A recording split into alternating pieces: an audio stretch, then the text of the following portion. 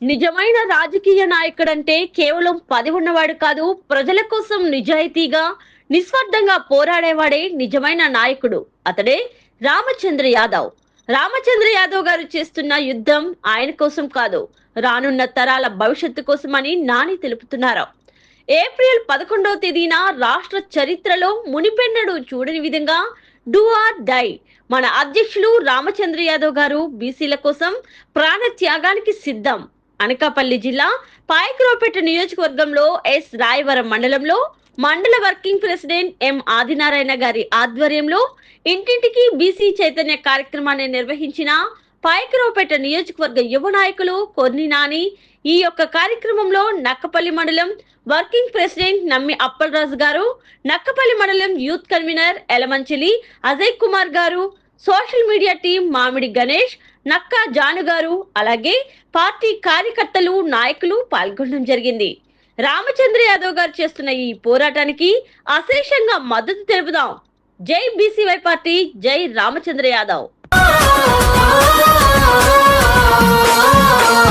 BC రక్షణ చట్టం అమలే చెయ్యాలని, 1000 ఎకరాల భూమి బీసీలకు ఇవ్వాలని, 1000 ఎకరాల భూమి బీసీలకు ఇవ్వాలని, అన్ని బీసీ కులాలకు కార్పొరేషన్లు పెట్టి నిధులను మంజూరు చేసి బీసీలకు పంచాలని, నిధులను మంజూరు చేసి బీసీలకు పంచాలని, విద్యా ఉద్యోగంలో స్థానిక సంస్థలతో పాటు చట్ట సభల్లో మనకు వాటా దక్కాలంటూ, విద్యా ఉద్యోగంలో స్థానిక సంస్థలతో పాటు చట్ట సభల్లో మనకు వాటా దక్కాలంటూ, 44% రిజర్వేషన్లు ఇవ్వాలని.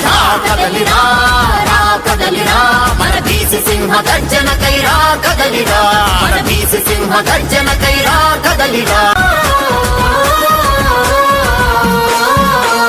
బీసీ రక్షణ చట్టం అమలే చెయ్యాలని, 1000 ఎకరాల భూమి బీసీలకు ఇవ్వాలని, 1000 ఎకరాల భూమి బీసీలకు ఇవ్వాలని, అన్ని బీసీ కులాలకు కార్పొరేషన్లు పెట్టి నిధులను మంజూరు చేసి బీసీలకు పంచాలని, నిధులను మంజూరు చేసి బీసీలకు పంచాలని, విద్యా ఉద్యోగంలో స్థానిక సంస్థలతో పాటు చట్ట సభల్లో మనకు వాటా దక్కాలంటూ, విద్యా ఉద్యోగంలో స్థానిక సంస్థలతో పాటు చట్ట సభల్లో మనకు వాటా దక్కాలంటూ, 44% రిజర్వేషన్లు ఇవ్వాలని.